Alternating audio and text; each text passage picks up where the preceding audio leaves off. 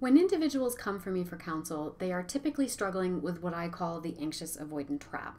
And this is a situation when you find yourself caught in this kind of push-pull roller coaster dynamic where you cannot seem to extricate yourself from the relationship no matter what you do, no matter how unhealthy the relationship has become.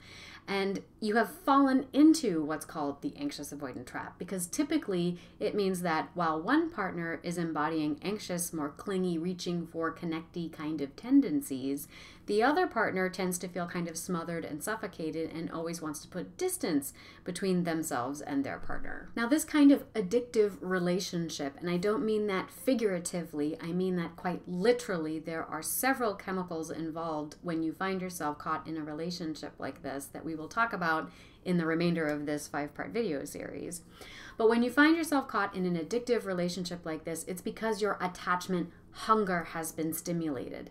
And that means that a very primitive part of your brain, the same part of your brain that lights up on a brain scan when a drug addict looks at photos of drug paraphernalia, or a mother looks at photos of her newborn infant, that same part of the brain that lights up, that part of your brain is connected to your attachment experiences. It's the part of you that clicks into gear when your survival is threatened.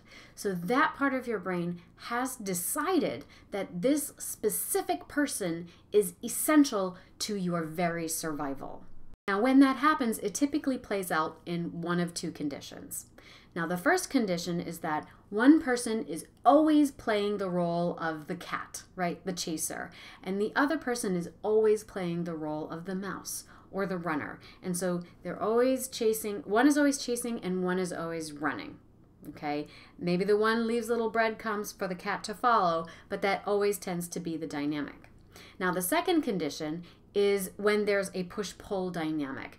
One person runs, the other chases, and then this person turns around, starts giving something back.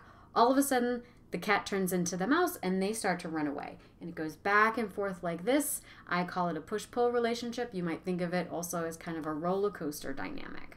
Now, most attachment literature will talk about this as being a case of opposites attract, but I think it's really more of a case of like sees like, because I believe at the basis of this roller coaster are really 3 distinct characteristics that are the same for both the anxious partner and the avoidant partner, what I call the open heart and the rolling stone. Now, the first thing is that both partners believe that love is scarce and that it needs to be earned. So a lot of anxious individuals, open hearts, for example, they tend to keep themselves feeling safe and in control by giving a lot, but never allowing themselves to really receive, because that would mean giving up too much control, and they've been taught that it's selfish not to be selfless. Now, for both anxious and avoidant individuals, secure partners that are too available or too consistent or too predictable tend to be labeled as too nice or too boring or not presenting enough of a challenge.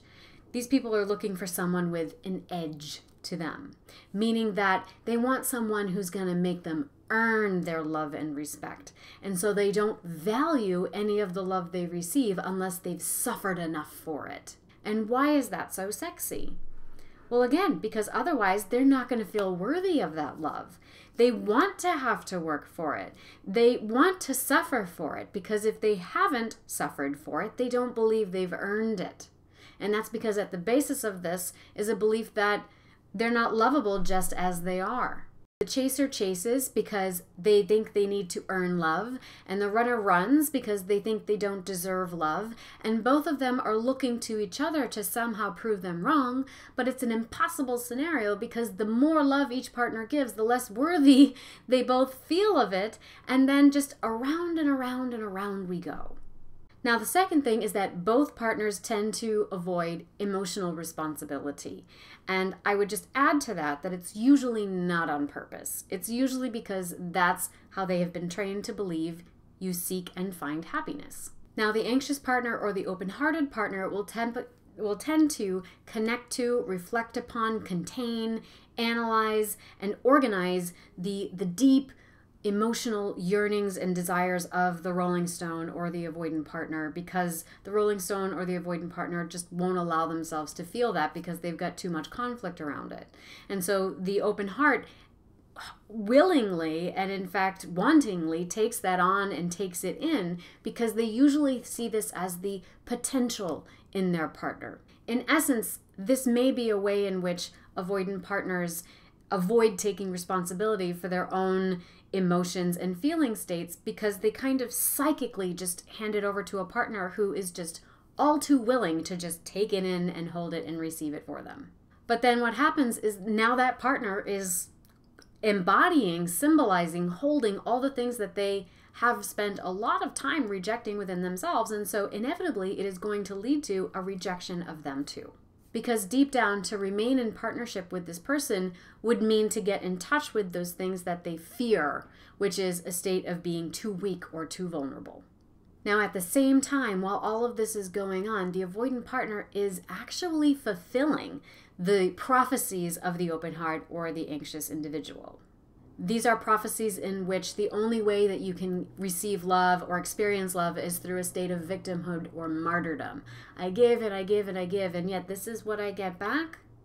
So there's an underlying desire to give with the expectation of receipt. If I just love this person enough, if I just love them unconditionally, then eventually they'll realize that nobody else will love them as much as I do, and they'll come crawling back. They'll never find this with anybody else. Because when you are with someone that is always misbehaving, it's very easy to play the role of saint and get mad at them. Because then you can kind of rail against them in the way that perhaps you were not allowed to rail against your parents. And so you actually love them for misbehaving. You love them for embodying all these things that you claim you hate, because it actually allows you to remain in the right. It allows you to be in the moral high ground. And there is a certain level of power and authority that comes from being in such a martyred state. And this is what I think of as the attachment paradox, which is that avoidant people are deeply anxious and anxious people are deeply avoidant, because each one chooses partners that they sense, or rather just plain out know, isn't actually going to give them what they want. I want to add that at the basis of this too is that there is a resistance to receiving on both parts. Because when you receive, when you take something in, when you allow some of that love feeling to come in, there's a fear of becoming overly dependent upon it.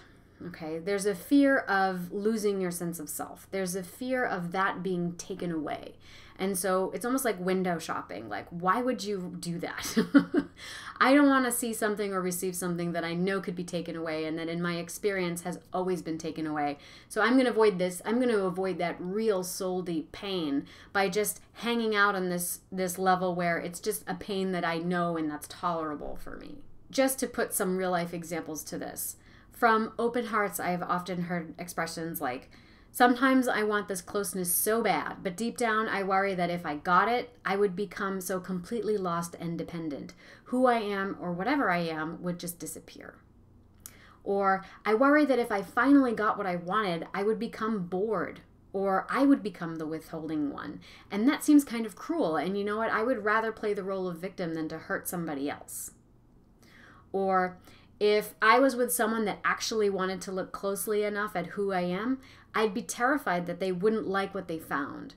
And then they'd abandon and reject me anyway, only then I'd feel twice as stupid and humiliated for opening up to them. You have to realize that this is the exact same monologue as the inner mechanisms of the rolling stone, and it is largely unconscious. So a rolling stone or an avoidant person cannot allow themselves to receive because it will stimulate that hunger that they have buried so deep down, and it will threaten to dismantle this sense of self and this persona and that sort of anti-dependence that they have developed over the course of time. All of that at the basis of which is these are worthiness issues. So for the rolling stone, she's too good for me. He deserves better. I could never really give them what they need. Look how deep their thirst is. Better to end it now, so at least we have the memories, right? Before it goes sour, no harm, no foul. At least maybe then we could still be friends. All of these are ways in which both partners avoid emotional responsibility. And Granted, sometimes it's largely unconscious, and because that's how we've been taught to find happiness. Now, the third and final thing I want to talk about is how both partners experience what I call a splitting off of their essential self. So they feel they need to earn love and that they're not inherently deserving of it because that is what they were taught. And not only by their parents, but by a culture that reinforces that message over and over and over again. So add to that, attachment experiences are also bodily experiences. And when we are young, we experience the world through our bodily senses. The body is our first organizer of experience. And so through the embrace of our parents, the love and the cuddles and the kisses, through roughhousing with our siblings, through smiles and tickles and sweet treats and cookies, being tucked into bed at night, being sung a lullaby or reading a story in your parents' arms, that is how we learn about love and bonding. That is how we learn about connecting to other people. That is what shapes our attachment mechanisms in that primitive part of our brains. And so in this context, all of those things are translated into electrical impulses in your body and in your brain, okay? It creates a pathway in your synapses. And that is to say that all of your experiences carry a charge, and that charge gets stored in your body. So while many tend to think of the unconscious self as kind of like this ethereal, abstract place with no mission, with no mass or no matter, I believe that it is quite literally your body, that your body is a map of your unconscious, and it is a very real, concrete place that has volume, that has mass, that has charge. And your organs and your musculature store those energetic charges, okay? And for those of you that haven't heard of this before, you might look up dance movement therapy or kinesiology as a way to start to conceptualize this. All of that charge gets tied up in your body, and especially experiences that were particularly jarring. And so it's kind of like your body becomes this radio dial for your essential self, for the voice of what you might call spirit or your soul. We could call it your unconscious self if you want. Now, not only do most cultures reinforce the notion that we have to abandon ourselves to please everybody outside of us to meet the conditions of socialization, right? But they also systematically disconnect us from our bodies, primarily through shame and objectification. And that is really painful, especially for individuals with insecure attachment. And so therefore, for treatment of what I call attachment wounds to be effective, it really has to be body activating. And so when it comes to the issue of treating insecure attachment wounds and people who are stuck in the anxious avoidant trap, I often find that insight and verbal interventions, they're useful, okay, but they're really powerless on their own to affect real change because attachment is embodied.